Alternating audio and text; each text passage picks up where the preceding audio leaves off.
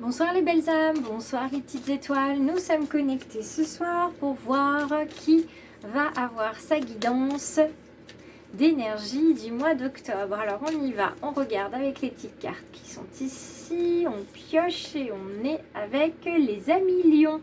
Donc on se retrouve tout de suite avec un tirage en 3 cartes avec le petit oracle victorien et puis le petit oracle de Steph pour voir les énergies du mois d'octobre.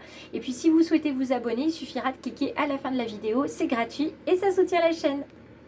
Alors, quelles sont les énergies d'octobre? Quelle est la situation qui vous occupe ou vous préoccupe, les amis lions?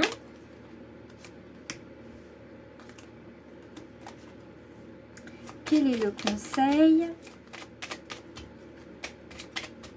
dont vous avez besoin? Plusieurs conseils. Eh bien, on n'en prendra qu'un. Hop. Alors, qu'est-ce qui vous occupe? Il y a quelque chose qui vous décoiffe en ce moment avec l'absinthe. Hein. C'est un alcool très fort, très puissant. Quelque chose qui se distille aussi petit à petit en vous. C'est pas forcément une inquiétude, c'est pas un mal-être non plus. C'est un vague à l'âme, une nostalgie. Quelque chose qui fait que ce mois d'octobre, vous avez l'impression de ne pas être dans vos baskets, de ne pas être dans votre assiette. Il y a quelque chose qui vous paraît pas clair. Vous ressentez dans votre vie comme si il y avait une illusion, comme si votre vie, vous ne la viviez pas, comme si on vous avait menti, comme si en fait tout ce qui se passe autour de vous n'était pas réel, que les gens peuvent hein, et quelquefois sont faux, que les opportunités en fait c'est de la poudre aux yeux. Il y a une sorte de méfiance pendant ce mois d'octobre qui a tendance à se développer et qui se distille, qui s'instille. On va voir en fait que vous n'avez pas forcément tort, hein, dans le sens où effectivement vous avez toujours autour de vous des médisants, des hypocrites, des gens qui sont jaloux et envieux de vous. Ça, c'est pas le souci, les amis lions.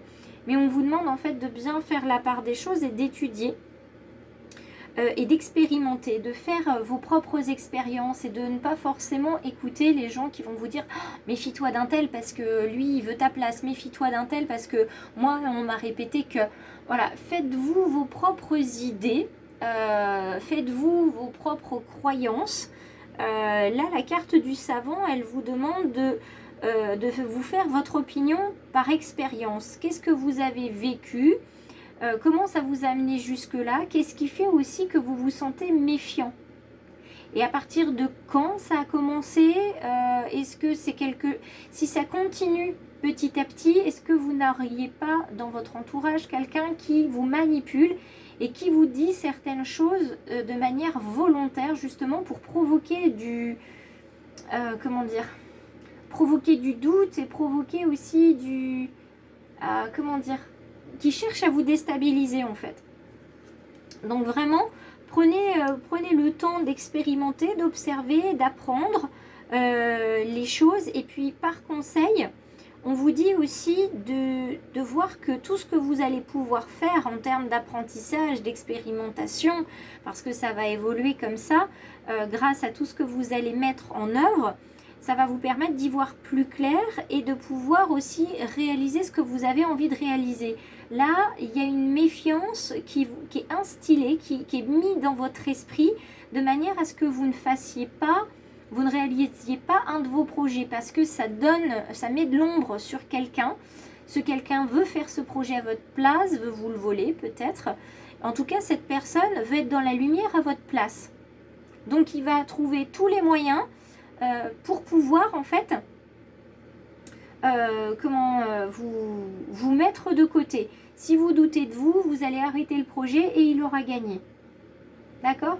Donc faites comme ce savant, ayez ce petit œil bien averti avec ce petit monocle pour voir de plus près la situation.